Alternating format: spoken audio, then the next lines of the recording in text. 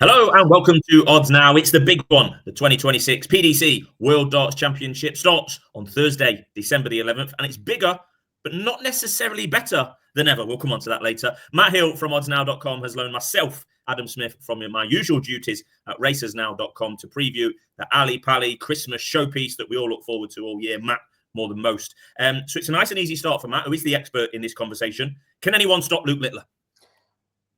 They can, whether they will. Very different proposition, isn't he? I found myself looking at this market a month or so ago and thinking, surely Littler's going to go off odds on. I think he just won the, I think it was the Grand Slam. He's been mopping up the majors, hasn't he, the last few months? It's more easy to name the events he hasn't won, to be honest. But yeah, I wondered if he was going to go off odds on. He was floating around sort of 6-4, 7-4 for a long time. There has been plenty of money come for him. A lot of firms have him evens, 10 to 11 kind of region, and a couple are sort of, trying to be the standout, and they're going just about odds against. We're effectively saying there's a 50-50 chance that Luke Littler wins this tournament. Him or the field is a coin toss. And I'll be honest with you, I love a big price. I'm not in a massive rush to take him on. I think he's been far and away the best player over the last few months on every major stage. He just seems to have that knack for timing, and even when he digs himself out of bad situations, there's a fear factor coming in with a lot of players playing Littler, I think, as well. And his confidence is sky high. The case against him would obviously be that there is a lot of quality in the field elsewhere. There's players that have won it before, like Luke Humphries. And Humphries obviously vowed after the Players' Championship finals that he will win this World Championship and be battling back to get back to number one, which is good fighting talk from someone who is normally quite understated and peeps praise on Littler. But it's good to see Humphries with some fire in his belly. And there's lots of young pretenders, namely Jan van Veen, Josh Rock, who will be fancying their chances of making this their year. I'm not in a mad rush to take Littler on, to be honest. I have done, obviously. But I would pay him an awful lot of respect because I think what he's achieved in the last few months is absolutely phenomenal. Well, we approach this video, I think this is maybe the fourth time we've done this, maybe the fifth together. And most tournaments trying to look for the outsiders, particularly, or those at the bigger prices, particularly yourself. But this time, Littler, this time a year ago, I watched last year's preview back yesterday. Littler was 5-2. He was shorter than Luke Humphries, but he was 5-2. This year he's coming into it even money for good reason. It's the shortest price favourite we've had since Michael van Gerwen's pomp of around 2018, 2019. Before that, it was Mr. Taylor, going off at prices like this. I do have a feeling that last year I came into the tournament thinking that back Luke Humphries, because I didn't agree with the disparity at the top of the market. It was 5-2 Littler, 9-2 Humphries. Humphries is actually a similar price this year because I thought that there was nothing between the two. This year, I think there is something between the two. I think Littler is now maybe not head and shoulders, but definitely head, if you see what I'm saying, above and beyond the rest at the moment. And I think he'll absolutely waltz into the quarterfinal, Pyman. His most difficult route is Darius Labanowskis, Mario van den Boogaard, Joe Cullen, Damon Heta, and then either Dobie or Gerwyn Price in the quarterfinal. I think he'll absolutely waltz to the quarterfinal. We didn't really have a script of where we was going to go in this chat. I'm sure we could talk about quarter one in a bit more depth, but I don't think you've given any spoilers away with what you say. I'm sure most people are looking at that and thinking the exact same thing. And that is one of the reasons why it's hard to confidently oppose him in the outright market, because when he looks like he has what is a relative buy to the last 8 by his standards, it just makes it all the more difficult to get against him. But there are reasons and there are players I like, so I'm sure we'll come on to them over the coming minutes. But purely from a betting point of view, and I think you would probably agree with this, the not necessarily the value, but the concentration of efforts from people that are getting right stuck into this tournament is to look at the quarter betting, to kind of leave Luke Littler alone for a little bit. And if someone does chuck him out early doors, fantastic, get involved, plough into the outsiders. But let's work on the assumption that Littler's going to get to that quarterfinal. Let's look for the value. There's 3 other sections. There's 128 players to go at. That's how I would be approaching it. I'm guessing you're similar. Yeah, definitely similar. The first thing I look at, as you'll know from doing this with me for a long time, is the round 1 matches. Because I find it my most profitable single round of a darts tournament every year without fail. Because we've got evidence of that from last year. We'll put that on screen now. There's the evidence. This was Matt's best bets a year ago on this very platform, and all but one of those on screen actually won. So I would say it's testing my memory, but it's not, because Stephen Burton absolutely done me for the. I did have a little go. You'll notice there was 2 selections on the Yockling League. I was really confident that he beat Landman, and he did. But that was a 6-1 winner. Yeah, it went better than I could have imagined. Obviously, Stephen Burton, yeah, left me feeling a bit sick, to be honest. But you can't have them all. It was a very, very profitable round, and that is because time and again we see the fact that there's a lot of players come in that aren't on the Pro Tour week in, week out. There's not a lot of data on them, and it's very hard to gauge exactly where these international qualifiers are, because you can take a glance at what they average to qualify for the tournament. But what is more important, what they've done in one random qualifier or what they've done over the course of a year? How much big stage experience have they got? And all these kind of angles that you can factor in. And there are some big prices even now still knocking about on players that are outsiders for their matches that I've bet on. Then my next port of call is certainly the quarter betting. Do I see this quarter being a particularly surprise winner? Do I want to take on the favourite? In some cases, no. In some cases, yes. And then I'll have a few quarter bets. And invariably with the quarter bets, I may have a very small stake on the outright market as well if I do think that they've got, if the price underestimates their chance. But like you say, I'm approaching this outright market this year with real trepidation that I don't want to get stuck into anyone too much, because they might be playing for one place in the final, to be honest. So yeah, it would be quarter bets would rank very highly on my list this year. 2 points from me before we get stuck into quarter one. And we've alluded to it slightly. You relish the crap of round one, right? Oh. And I say this to you every year, normally privately, not publicly. There's more crap than ever this year. And the reason being, they've increased the field from 96 players to 128. I don't like it. I think there's going to be all sorts of I'll follow the dots. There's even players in this field that I've never heard of. So there's 128 in there. They all go into the first round. So in 2019, it increased from 72 players to 96. So that was the top 32 actually got a bye into the second round, didn't they? So the first round was for 64 players. Then the 32 came in at the second round. They've done away with that now. All 128 players are in round one. I don't like it particularly. I think it's overly bloated and there is a lot of crap, but they have got to grow the game around the world. And to that, or extra to that, completely different, going off on a tangent. The Grand Slam next year, I read today, was increased to 48 players as well. We'll leave that one for another time. But what do you think about the increase to 128 players?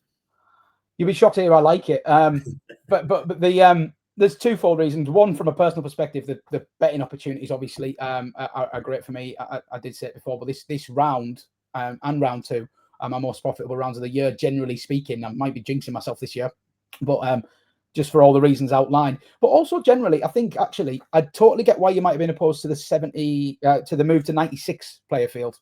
I actually think going from 96 to 128 is better because it brings all the players in from the first round. And it means that the first round will feature your Littlers, your Humphreys. You're not going to have this 5 or 6 days waiting for the big boys to enter the fray. They're going to be in from the start. So I think from an entertainment perspective, yes, there will be a lot more lower quality games in the first round, but you will also get all the big hitters in from the first round as well. And it's extra jeopardy for them as well. It's another game to navigate. First game's always difficult at the Worlds. And we're going to see these big players play twice before Christmas now. So whether that lends itself to more big early exits, who knows? But yeah, I do like it. I totally get your fear about dilution of quality.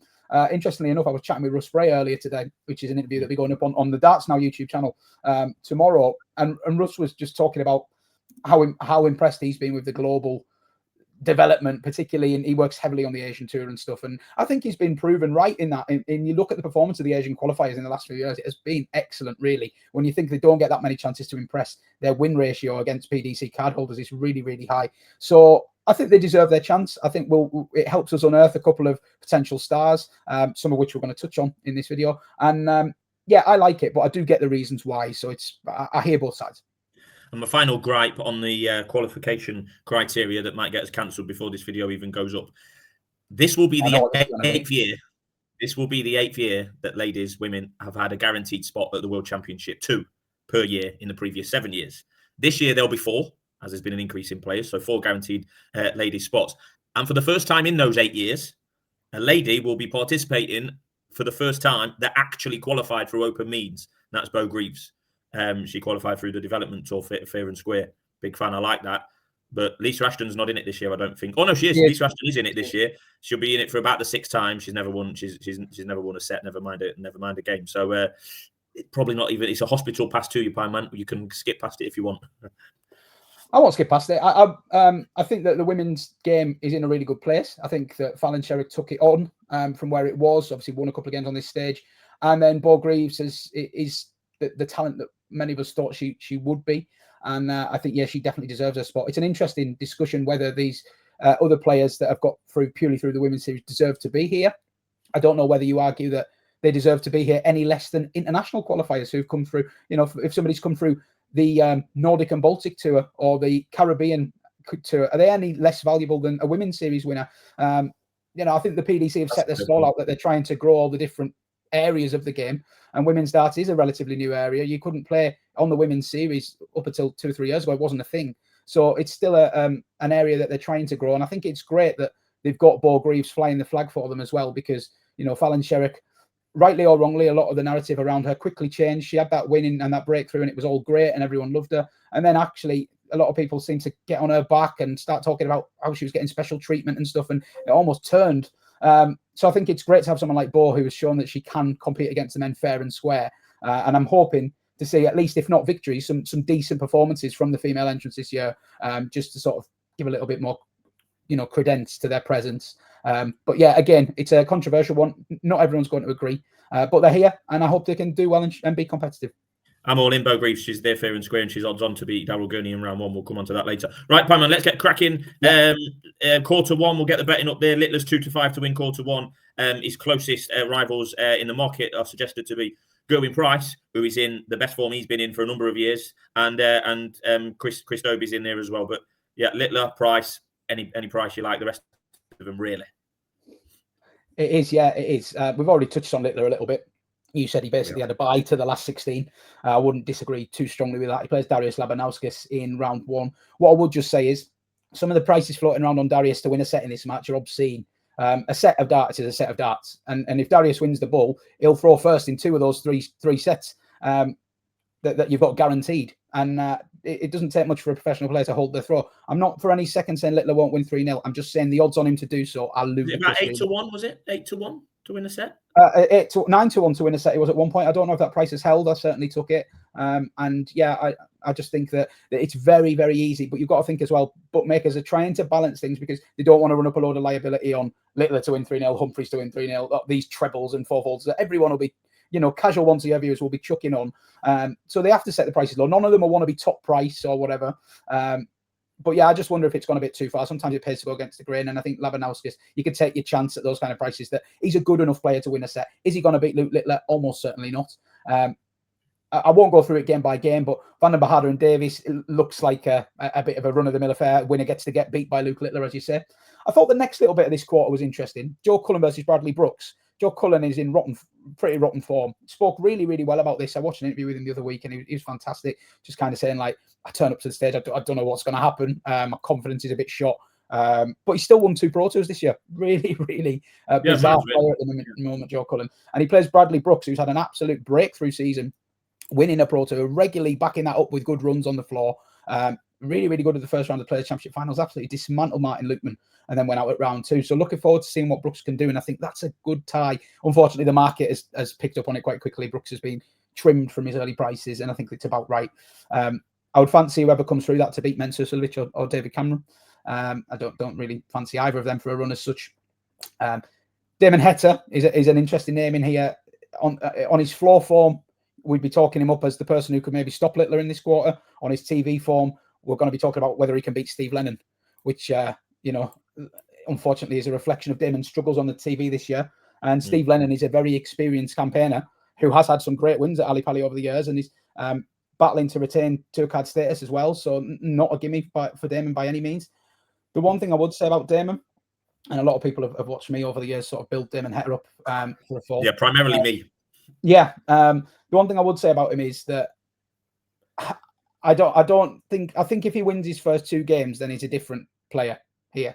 I think that he's putting a tremendous amount of pressure on himself, which builds with every early exit he suffers. I think if he gets over that hurdle and can settle in, we may see the best of him. And it would be nice, even if he's not going to knock Littler out or go through really, really deep. It'd just be nice to see him give a good account of himself, because we all know what a quality player he is. He deserves to go and play really, really well and win 2 or 3 matches and shut a few people up. And I'd love to see it, but I can't back him with any confidence, but I certainly will support him to do so.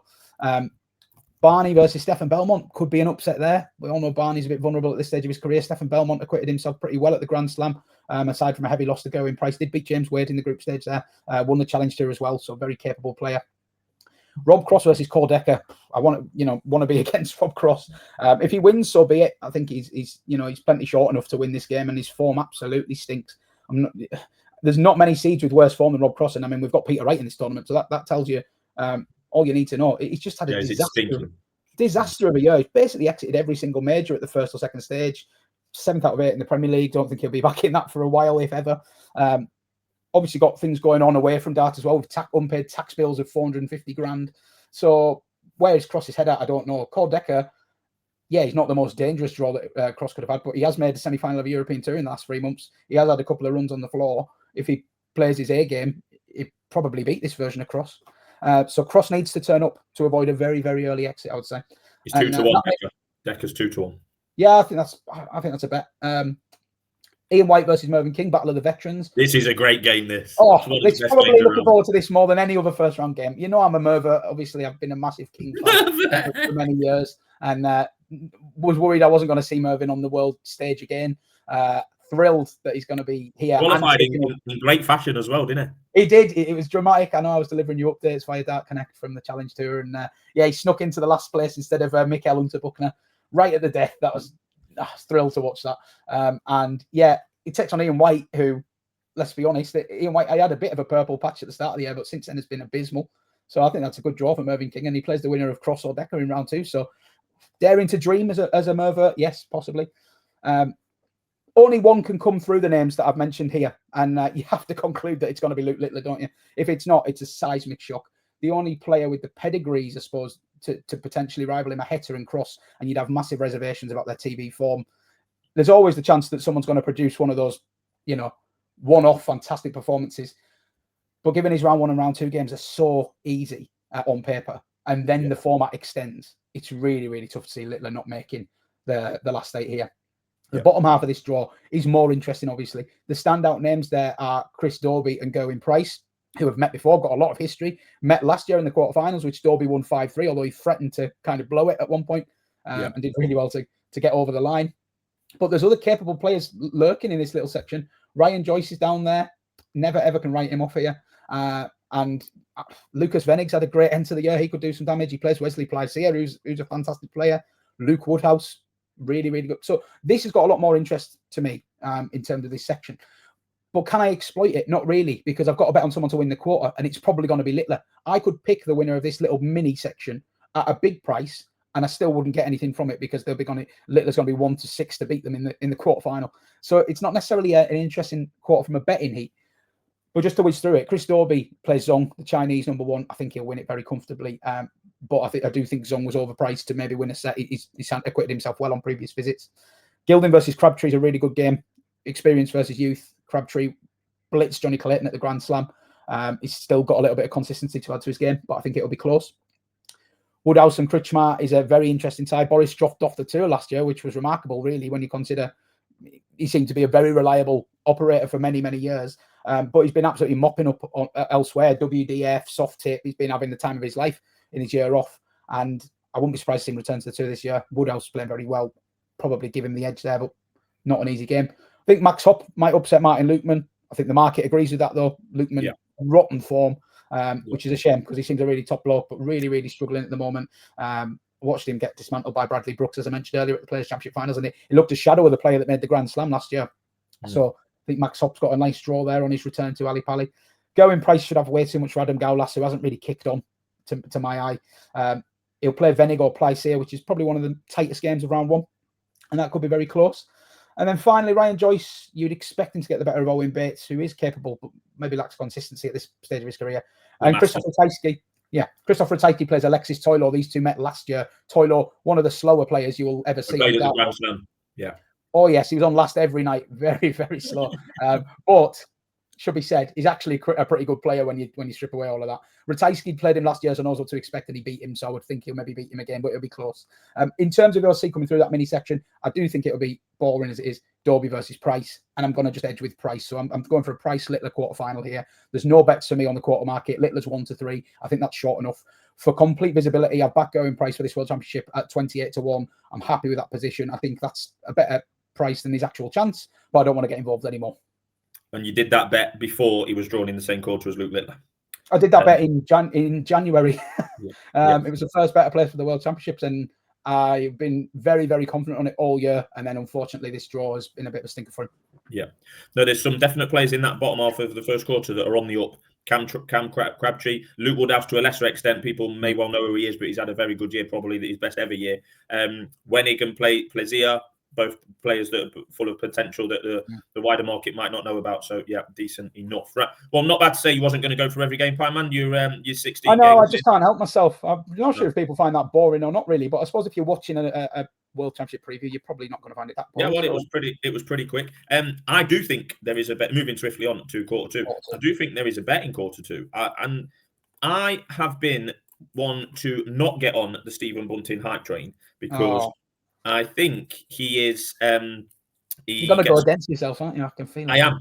Stephen Bunting, in my opinion, gets too much hype because he's got a corny walk-on song that everyone likes, and he just generally annoys me. Stephen Bunting often has bottled it in yesteryear. Not really won a PDC major in my eye because the Masters didn't count at the time. But I was surprised that he was 3-1 to win this second quarter, Pieman, or 7-2. You can even get some 7-2 about it. Yeah, I was surprised that he was that big. I think that I think he's got his early games. Sebastian Violecki and then Veenstra or Nitin Kumar. Dirk van Dijvenbode. After that, I think he represents good value, Bunting, and it sets you up nicely because he's the first game at the top of the bracket in quarter two. Yeah, but I'm going to have to disagree with you. Actually, I'm not really feeling that Bunting at that price. I think he's had a bit of a rough end to the year, to be honest. After a very promising middle and start, he mopped up on the World Series. Obviously, he's done well on the floor, but his major record this year has not been great, and there's been some disappointing performances in there. In fact, the only time that he had a real kind of run in a major, it was at the Grand Prix, and he was pretty rubbish, to be honest.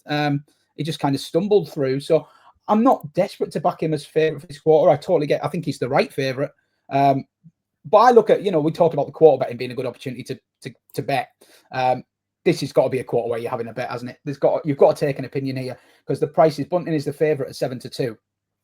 You either think like yourself that Bunting is the best value and you get, you have a go on that, or you look elsewhere because there's got to be some value somewhere if you don't particularly rate Stephen Bunting's chances. Just to whiz through this quick section, as you say, plays Sebastian Białowski in round one. Białowski actually won a Pro Tour this season. 500-1 outsider won a Pro Tour. Yeah, and he's a very hot and cold player. He's a player you'll have heard me talk about a lot in the last few years because when he's on, he's on. I really hope he turns up because that could be a really entertaining game if he does. But he does have his B game is pretty poor, so it'll either be a 3-0 Bunting or a really, really close match. I would say there. Veenstra versus Nitin Kumar. Nitin Kumar became a bit of a cult hero last year with his fantastic walk on, but let's be honest, the standard wasn't great. He somehow nicked a set off Martin Lukeman, but it was in the 60s and 70s for some of that game. So I'd be surprised if somebody as experienced as Richard Veenstra can't get past him. Richard Veenstra is one of my favourites as well, so I'll be cheering him on there. Dirk van Dijvenbode versus Andy Bartons. I'll say right now, I think Dirk van Dijvenbode is a bet for this quarter. I think he's a bet at 12-1. I don't think that, like I said, I've got my reservations about Bunting. I quite like Johnny Clayton. Is he 11-2? I think to win this quarter. I think that's, in my opinion, Bunting and Clayton are the market leaders to come through the section. One's at the top, one's at the bottom. I think that they've got a similar chance of coming through. So they're little mini sections. So I would probably back Clayton over Bunting. But yeah, in this top bit, if I'm going to take on Bunting, I quite like Dirk van Dijvenbode. He plays Andy Bartons in round one. Andy Bartons is a good player, former WDF world champion, of course. He's done naff all since he came over to the PDC, Andy Bartons. There was a lot of hype around him, a lot of excitement. And he's barely done anything of note. I think I'm not even sure he's made a quarter final on the Pro Tour, which for somebody who came over really, really hyped is bitterly disappointing. He's going to lose his tour card. So I think unless Bartons, and I'm setting myself up for it, unless Bartons finally turns up and plays his game after 2 years, I think Dirk goes through there.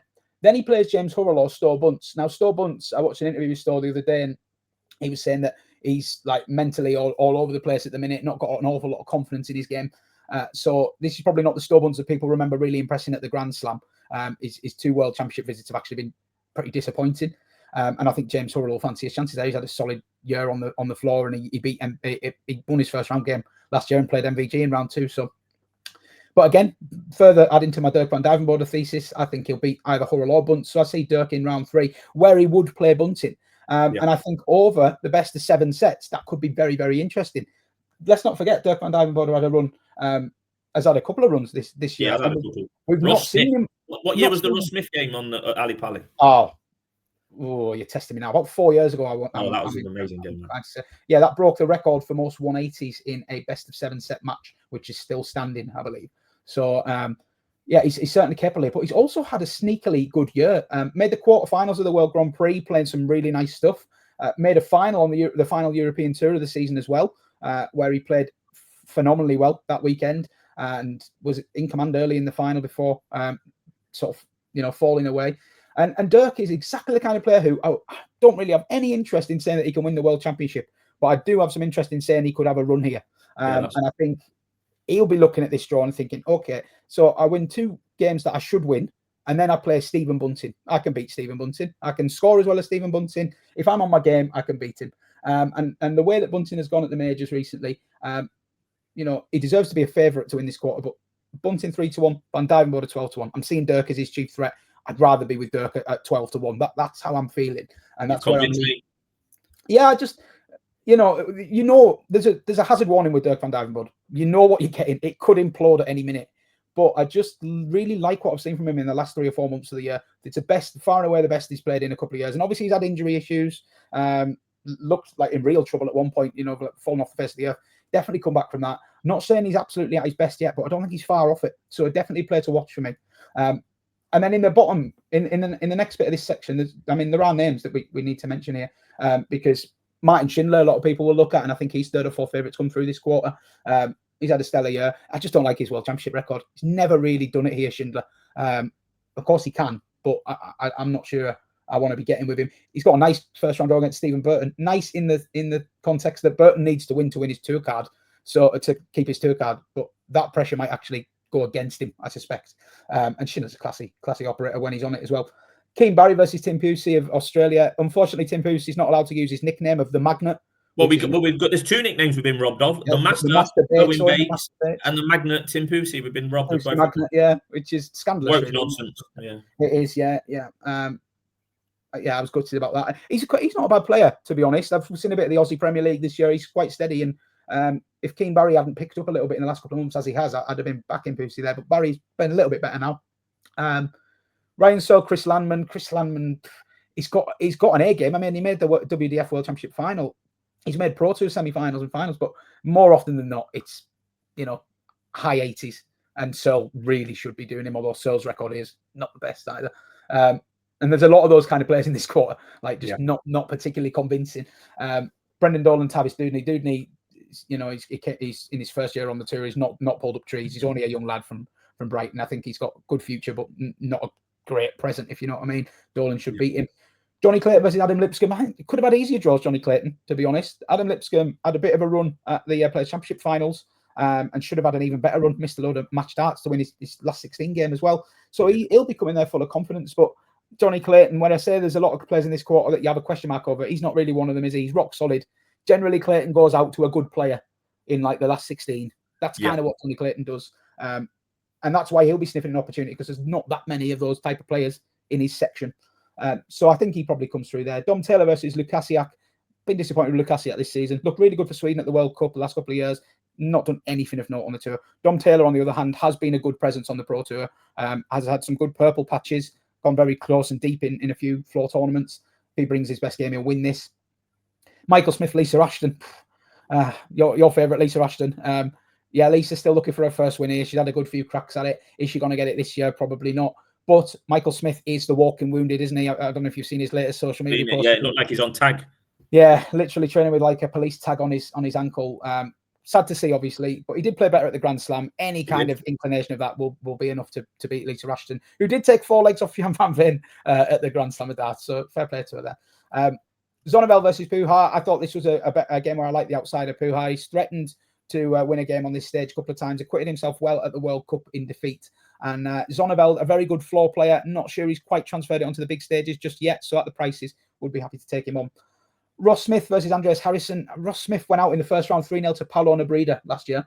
And you've got to look at this and think this is a great draw for Ross Smith in terms of putting a run together and reminding everyone how good he is.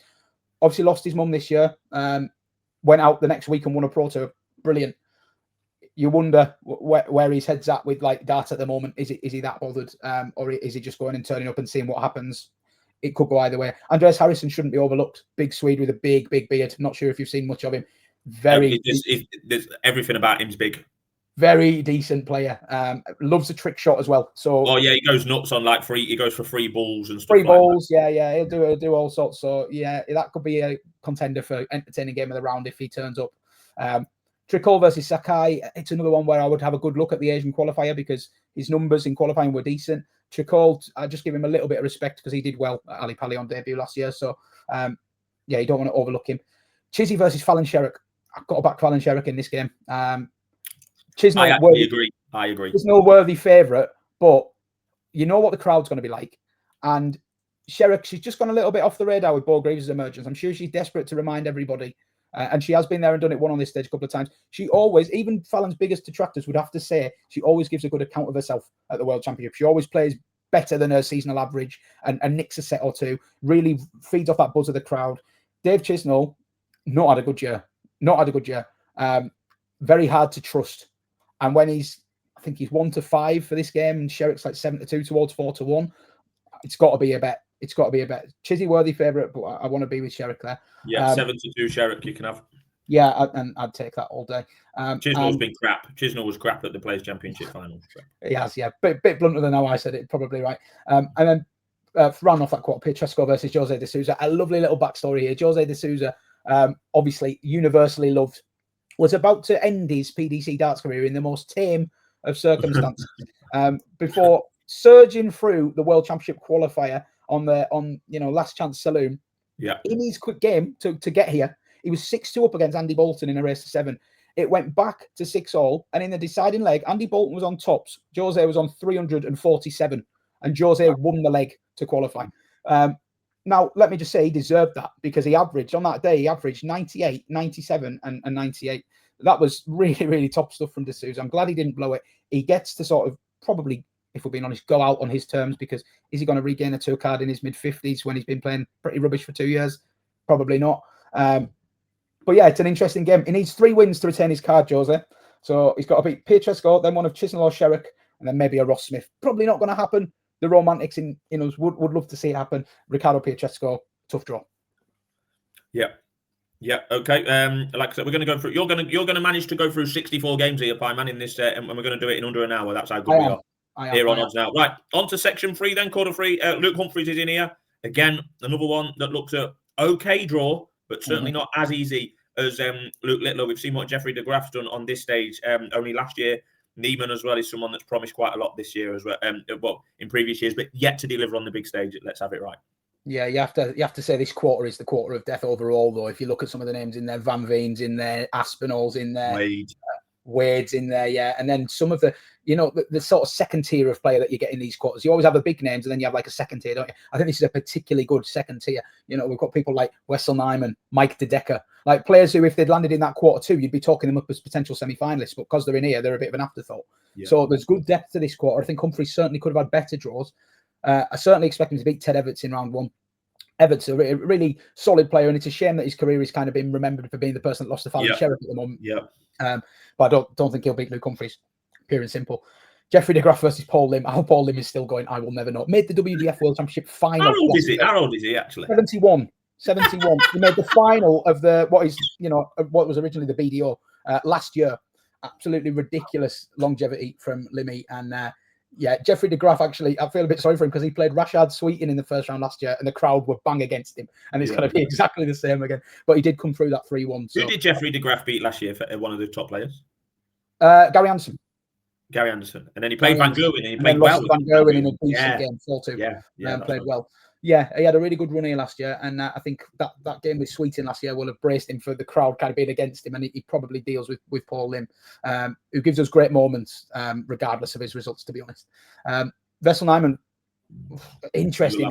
You'll have a lot to say about him, I imagine. Oh, yeah, because you know how highly I rate this lad. I think his A game is as good as all of them. I think when he's hitting that treble 20 bed, it is a joy to watch. He absolutely, I think it's because his throw's so aggressive as well. He absolutely pounds the dart into the board, and he can just pound the 180s in time and time again. It's very important to say about Nyman.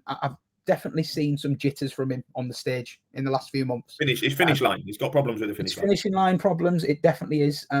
There's been some very, very flat performances in there. The difficult bit is there's also been some absolute brilliance in there. Look at the Grand Slam. He's in that group with Rock and Van Veen. Only two could come through. And I don't think many were saying that Van Veen would be the one to miss out of those three, but he was, because Nyman played out of his skin.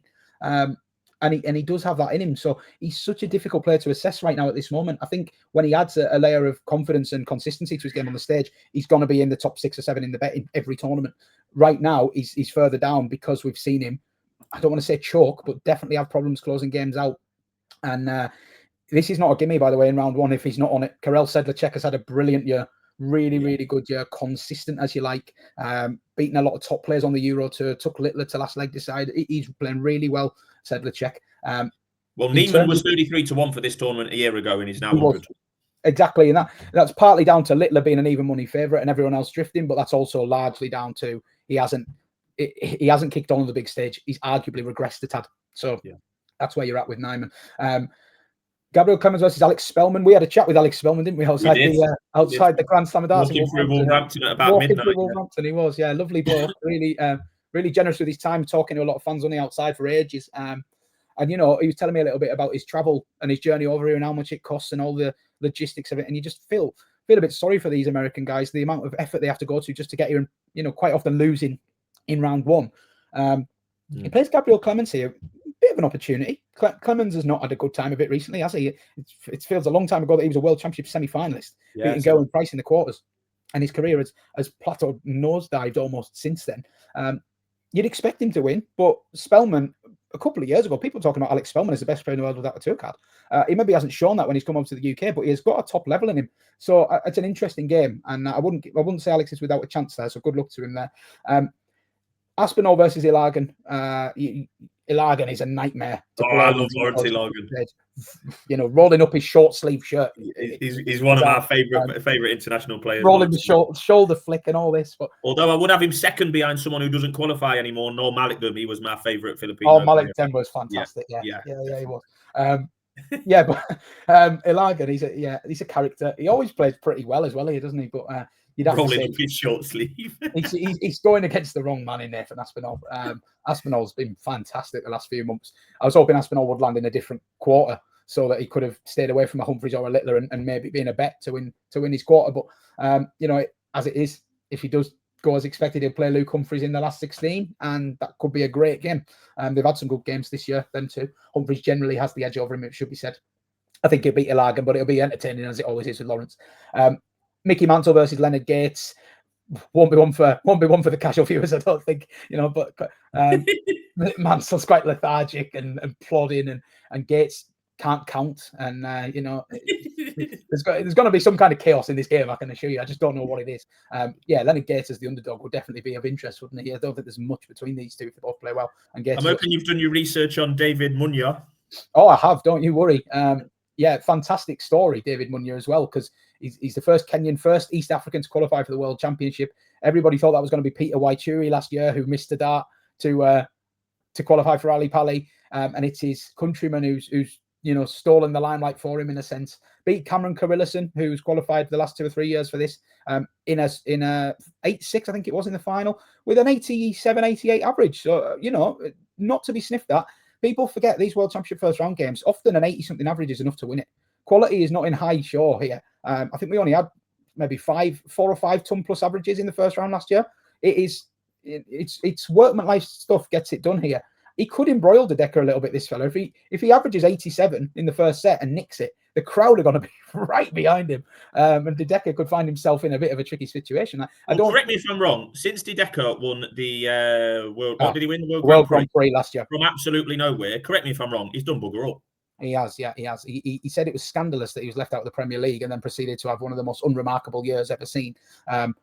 Very, very good player when he's on it, but let's be honest, he's had more stinkers than he has memorable matches at the World Championship, including last year when he probably only needed to get to round 3 or 4 to get in the Premier League, and he lost to Luke Woodhouse in his first game. Really played like low 80s average. So it's not a forlorn hope for Munya. He has to win that first set, doesn't he, and then get the crowd on side and make it a bit of a a sideshow. But yeah, stranger things have happened, and I wouldn't be rushing to back the Dedeker 3-0 at whatever skinny, ridiculous price it is. Kevin Dukes plays Matt Denon. Matt Denon's been trying for years to make a splash on the PDC. He's kind of one of these players, without being disrespectful. He's a very, very good player when he's not. He's one of the best non-tour card holders when he hasn't got one. Then when he gets his card, he can't really seem to kick on. He's sort of like, he's probably ranked 60-something in the world, and that's exactly where he is. He's a solid player. So if Kevin Dukes plays his A or his B+ game, he'll win. So yeah, of that top section, your eyes are drawn to Humphreys and Aspinall for the quarterfinals. Possible spoiler in there is Nyman, but it all depends how he takes to the stage. And I'd give a little shout to Kevin Dukes as well, who seems to like Ali Pali, and I think he could beat Denon and maybe upset Dedeker as well if he does come past Munya. So that's how I see that top bit going. Out of Aspinall and Humphreys, yeah, probably Humphreys, to be honest. I just think he's looked really, really good. He's made the last two major finals. Last three major finals, actually, losing to Littler, Van Veen, and Littler. So there's not many playing better than him at the moment, so let's be honest. Bottom half of this third section, then. James Wade versus Asamoto. Wade's got a bit of history playing Asian players in the World Championship. I hope that doesn't repeat itself. But yeah, I definitely do. I want as much trouble as possible. Yeah, Asamoto's he's solid. He is a solid player. He could easily take a set. And Wade's had a couple of early crash outs in recent times. His recent world record is not good, but you'd expect him to come through it. He's had a great year, hasn't he? A couple of major finals, losing both to Littler. What did Wade say in the aftermath of that famous game? I just wanted to hurt him. I wanted to Just wanted to. That's it. Yeah. Well, you can still find the interview on YouTube afterwards if you want to watch it. I'm going to watch it after this. Yeah, I probably will as well. Now I've mentioned it. This could be game of the round as well, couldn't it? Ricky Evans versus Man Lok Lung. Man Lok Lung turned up 2 years ago. The Hong Kong entrant. Nobody had a clue who he was. He absolutely blitzed Jan Van Veen. Absolutely destroyed him. 180s all over the shop. I think he had double figure 180s. When 1-0 Van Veen, 1-1, 2-1 Van Veen, 2-2, 3-2 Lok Lung. And he was the better player throughout, to be honest. Van Veen did well to get 2 sets. So, and I don't think I mentioned it about Van Veen when we touched on him, but Van Veen is, I haven't touched on him yet, that's why. Van Veen has still not actually won a game here, would you believe? He lost to Lok Lung 2 years ago, lost to Ricardo Pietrezco in his first game last year. So he's the third favourite for the tournament. He's never won a game. Wow. That's quite remarkable. But yeah, Ricky Evans versus Lok Lung, that's just reeks of a great game. 2 pacey players. They're both going to go at it. Both can hit 180s for fun. I think that'll be a great watch. For those that only tune into the World Championships and know of Ricky Evans, the character that he is, he's turned a corner this year. He's turned a corner. He really has. Professional, yeah. Really has, and he had a rough year as well. Lost his sister, who was extremely close to, which hit him for 6 by his own admission. But he now, after the Grand Slam, said that his improved performance is due to getting a misses and settling down a little bit. So good on him, and whatever he's doing, it's definitely working. So good to see Ricky playing well, and that'll be a great game. This is a young lad that if he'd been in any other quarter, I think I'd have been backing him to win his quarter, and I might still have a very, very small stake on him here. This is Charlie Mamby, who takes on Cameron Menzies. If you're looking for a Littler-esque profile in this field, Mamby could be the one. Played for England alongside Littler as an amateur. He's only 20 years old, so he's kind of come through with Littler and therefore not got the headlines that obviously Luke Littler very rightfully generated. But Charlie Mamby has been knocking around on sort of the Modus Super Series kind of scene primarily this year. A few challenge tours, and he has had a little bit of success there, but he just won the Modus Series Champions of Champions. And if anyone who watches the Modus Series will know, that is a good standard. That is a mid to high 90s standard on that Champions Week. And Mamby won it, picked up 20 grand for winning that, which is a crazy amount for an amateur darts tournament. Fair play to Modus for putting that on. And I just gutted he's got such a tough draw, because I think if he'd have been landed in that quarter 2, we could have been talking about a Littler type run. As it is, he'd probably do well to beat Cameron Menzies, who's been really good in the last few months. He's changed something with his game. I think we all know what he's implying. He's changed. And yeah, it's working for him. He's been a lot better on stage. So yeah, watching that game with great interest, because I think Charlie Mamby, if he turns up and shows what he can do, he might be one of these players that there's a bit of a clamour to get on him after the Lord Mayor's show. So maybe you just take a little bit of a chance at the price at the moment. I mean, he's a monstrous price to win this quarter. I think he's 150 to 1. He's 7 to 5 to win that game. 7 to 5. Yeah, well, that's about right, to be honest. That's where I have it. That's where I have it. 7 to 5 is about right to win the game. But the scenario I'm playing, 150 to 1. But, yeah, the scenario I'm playing, probably a little bit less in reality. Well, only one. What is it? One book that's got 150. Yeah, Spread X. You can't get on with them. Sporting Index, you can get. They do laid out, but to a degree. But yeah, like even at 80 to 1's absolutely fine for what I'm saying. In that, if he beats Menzies, if he just turns up, averages 98 and beats Menzies, there's going to be a massive clamour to get with him because of the profile, 20-year-old, unexposed, like all the Littler stuff from years ago. And, you look a little bit beyond that. If he gets past Menzies, it's Matt Campbell or Adam Savada in round 2, for which he would be a favourite. And then it's, at worst case, James Wade in round 3, who, I don't, it's not, it could be worse. That's all I'm saying. He could easily find himself in the last 16 if he beats Cameron Menzies. So you might want to just consider a very, very small stake on Charlie Manby. Wouldn't bother backing him to beat Menzies. That price is about right. You might just want to take a little bit of 80 to 1 or 150 if you can get it with Sporting Index, and just have it in the book and forget about it, because it could happen. Matt Campbell versus Adam Savada. Campbell is the favourite for this match. Adam Savada is the best player in the US on all numbers that we have from the CDC Tour. His problem has been translating that to the big stage. But if ever is a game going to help him settle, it'll be playing an opponent that he's played countless times before in Matt Campbell. Yeah. We've played each other in the Americas so many times that this should just feel like another game for Savada. And if you go and look on the CDC website, there's loads of good statistics there. And Savada is, he's the best. He's the best that they've got at the minute. If he brings 90% of that game, I think he'll beat Campbell, and he's a good outsider to be within this section, in my opinion. Then the last little set of 4 games here, Van Veen versus Reyes. Wow, could be a good game, this. I'm telling you that Van Veen hasn't won a game at Ali Pali. Well, this could be another nightmare for him. And when the odds opened up on this, Van Veen was 1-25, and Cristo Reyes was 16-1 to win this match.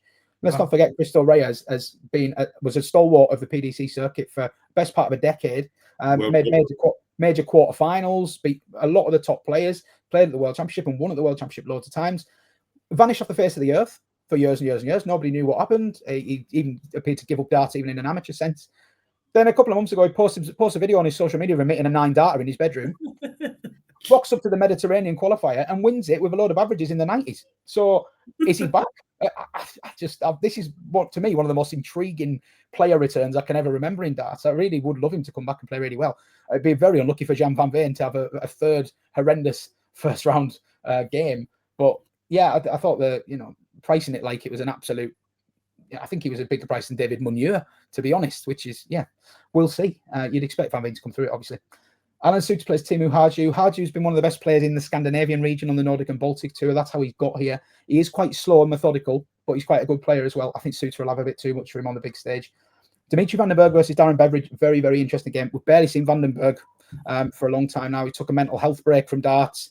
Said he'll never return to darts, potentially in a full-time capacity.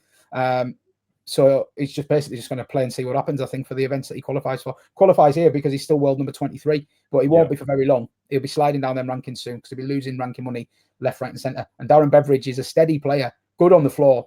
And if he could bring a bit of that floor game to the stage, he could catch Vandenberg cold here. Final game is Rasma versus Van den Herrik. Van den Herrik, a player I really, really like. I think he's got a bright future, but I think right now Rasma has too much for him. In terms of who comes through the bottom of this section, your eyes would be drawn to Jan van Veen.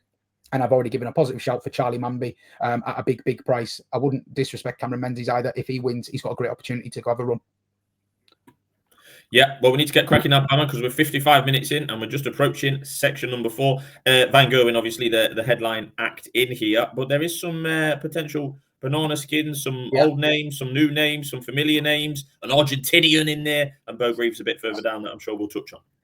Yeah, well, you said we're going to do it in under an hour, and then I've just rambled on there about quarter 3 for too long. But there was a lot to talk about in that quarter, less so in this quarter. I will be succinct. Van Gerwen will beat Tatsunami, who's a bit of he's been called the Japanese Stephen Bunting.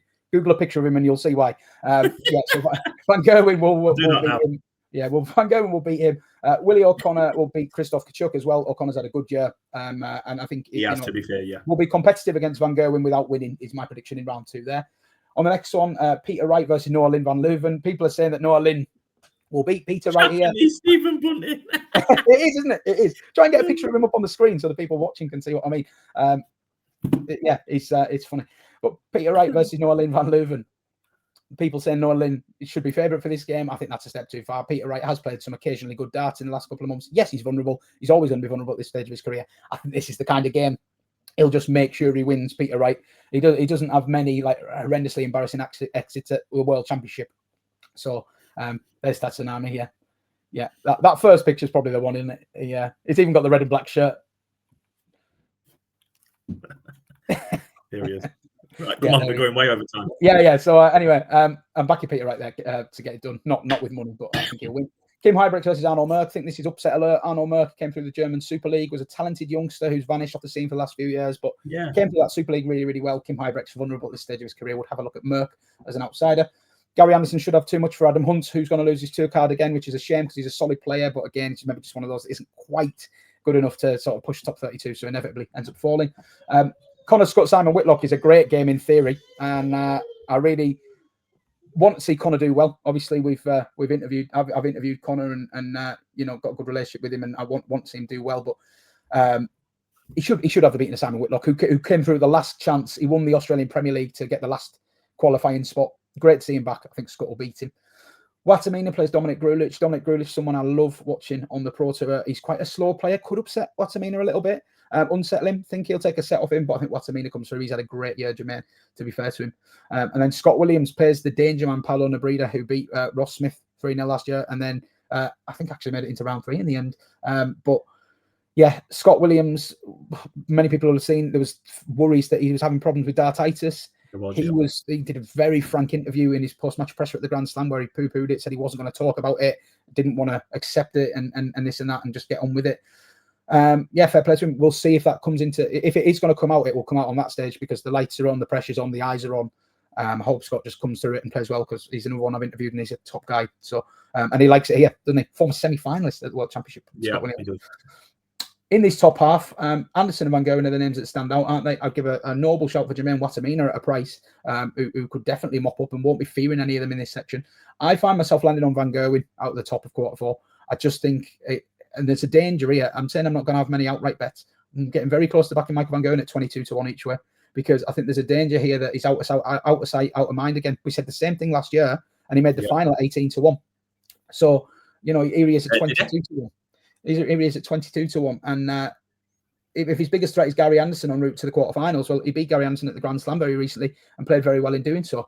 The man who stopped him at the Grand Slam is who I think will come through the bottom of this section, and that's Danny Noppert. I think Danny Noppert is a bet to win this quarter. I think he's absolutely fantastic consistency from Danny Noppert this year. He's always been consistent, but he used to be consistent sort of last 16 quarterfinals. Now he's consistent semi-finals. Semi-final of the Grand Prix, semi-final of the European Championship, semi-final of the Grand Slam of Darts. And the players that have beaten him there, Humphreys, Littler. I mean, there's not many getting the better of Danny Noppert. The last 7 European tours he's played in, he's made the semi-finals in 5 of them. It's just ridiculous consistency from Danny Noppert. I don't really see anybody in his first 3 games that's going to stop him. Jurjen van der Velde acquitted himself well at the Grand Slam of Darts, but I think Noppert has his number there. I think he's just a little bit above where Van der Velde is right now. Nick Kenny plays Justin Hood. That's a tight game. Could see that going either way. But whoever wins, I don't see them really pushing Noppert over 5 sets. And then, I don't see any of these 4 beating them either. But I will just touch on these matches because I think there's bets in both of these. Quite strong bets for me as well. Richie Edhouse versus Johnny Tartar. I want to be with Johnny Tartar here. Edhouse, his confidence looks shot to bits. Had a disastrous year. Obviously won the European Championship last year. Didn't even qualify for it this year. Couldn't defend his title because he didn't qualify.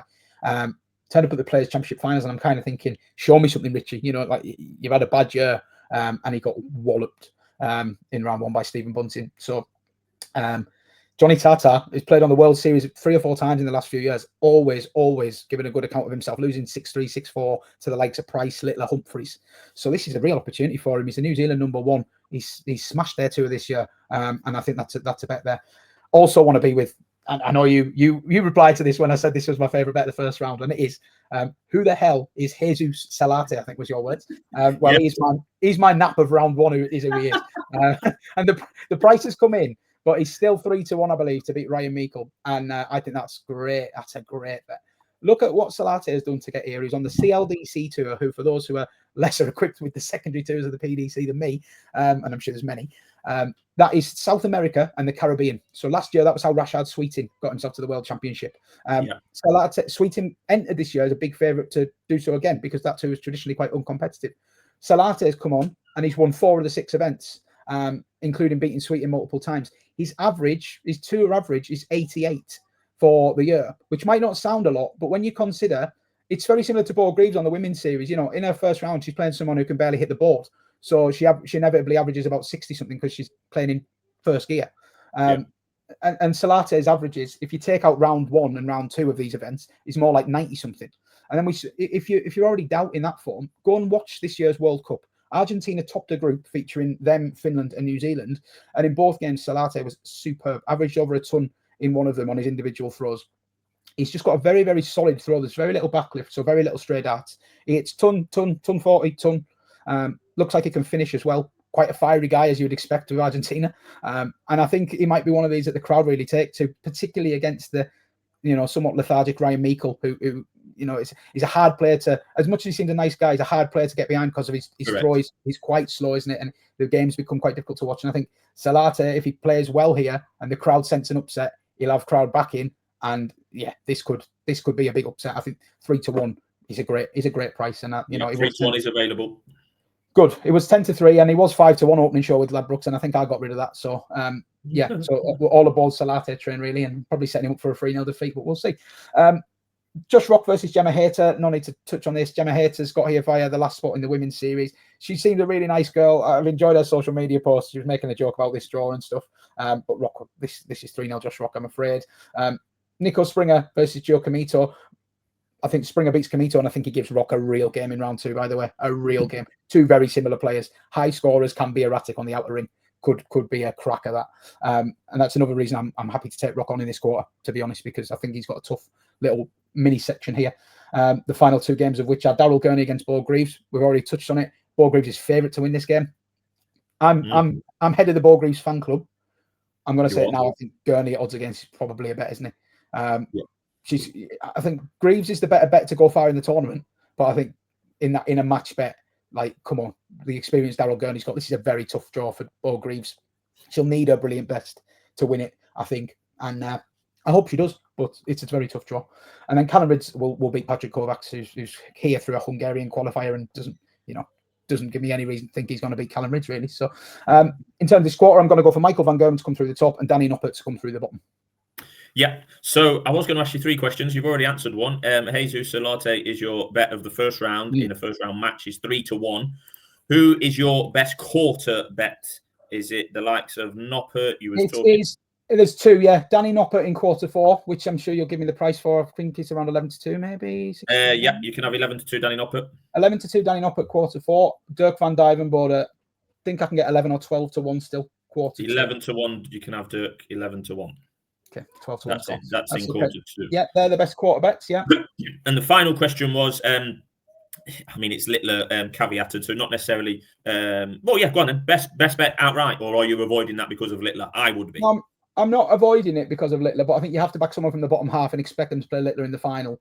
So you're probably looking for some each way value. I backed Danny Noppert last week, which is no good for anyone watching now. I backed Danny Noppert last week at 80. Because I thought, 40-1 on the play section of the bet is very live. I see him getting to the quarterfinals minimum. He's still, he's come in a lot now. He's 50. Yeah. He's 50, which is about right.